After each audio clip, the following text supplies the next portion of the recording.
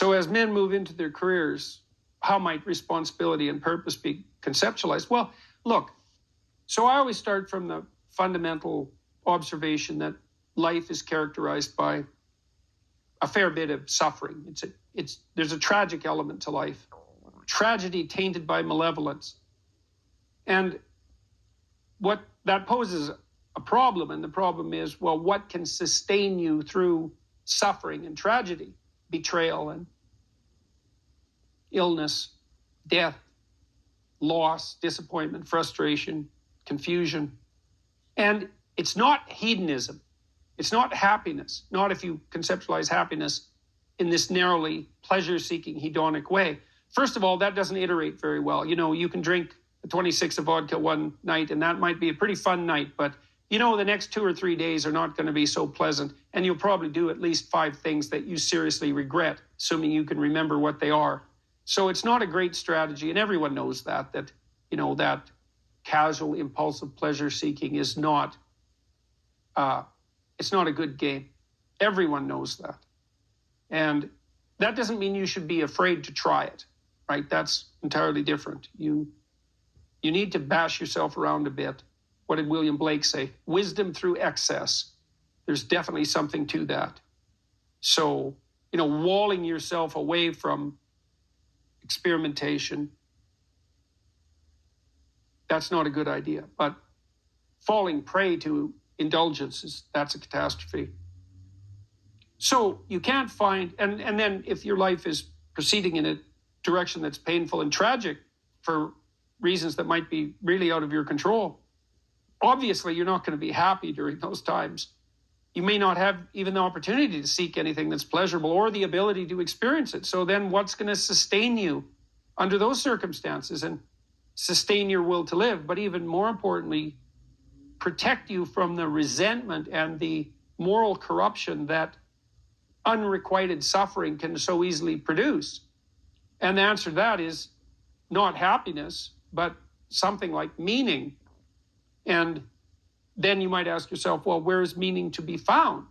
And the answer seems to be primarily through the voluntary adoption of responsibility. You know, so people find meaning in the love they have for their partner and their decision to care for someone else as well or better than they would care for themselves. They find meaning in that, and it can sustain itself across many, many decades, for better or for worse. That's no joke, that phrase. They find meaning in the relationship they establish with their children, assuming they take the responsibility for that relationship. They find meaning in their friendships. They find meaning in their business associations, their civic engagement. You know, older people moralize at younger people and say, well, you should accept your responsibility. You should shoulder your duty. And that's true, but it isn't exactly that you should do it because you should do it, even though you should. It's that there isn't anything better that you can possibly do. Like, you have to justify yourself to yourself. You have to justify yourself to yourself because of your inadequacies and your failure and your error and your propensity to repeat errors that you know you shouldn't repeat, your sinful nature. You have to atone for that. And then you have to justify your life to yourself because it's characterized by death and suffering. And so you need something worthwhile to do. And, well, then you might say, well, there's nothing worthwhile to do. It's, well, you're probably not really in any position to make that judgment, you know, till you've gone all in at least one thing.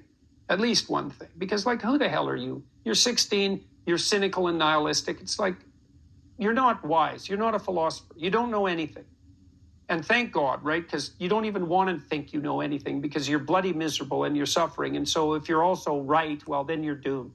So you better bloody well pray that your cynicism and nihilism, unearned though it may be, is based on a fundamental falsehood. And it is. You can find deep significance in your life, and you find it essentially through the decision to voluntarily bear your suffering and to trudge uphill nonetheless. And there's something heroic about that in the most fundamental sense. And that heroism is something so deeply meaningful that it, in some sense, triumphs over even death. And so as you move forward through life, you mature, you start by developing responsibility for yourself, your friends, your roommates. Then you take on a partner and you have a family, and you expand the domain of responsibility and generosity, and you want to expand that. Who knows how much you can expand that? You could be a credit to the nation. Well, there's an aim. Why don't you aim to be like credit to the nation by the time you're 50? Because what you got something better to do than that? And the answer to that's no. And what are you going to do? You're going to pursue endless one-night stands. You're going to bury yourself nose deep in cocaine. You're going to become an alcoholic. You're going to pursue that tinsely, trashy hedonism that is nothing but destructive and generates nothing but self-contempt, and then bitterness, then misery, then vengefulness. It's like, why do that? I mean, it's easier in some sense, right? Although it's not, because it's rife with catastrophe and suffering. So it's way better to envision yourself as, that's the cross image fundamentally, right? The pathway to redemption is to bear your cross up the hill voluntarily. It's a hell of a thing to ask, right? Because you have to accept the fundamental limits of your mortal vulnerability. And you have to say to yourself, I will do good nonetheless. Right? And that's not obedience. That's not naivete. That's a cold decision, man. So everyone great makes that decision. So make that decision, because maybe you're great.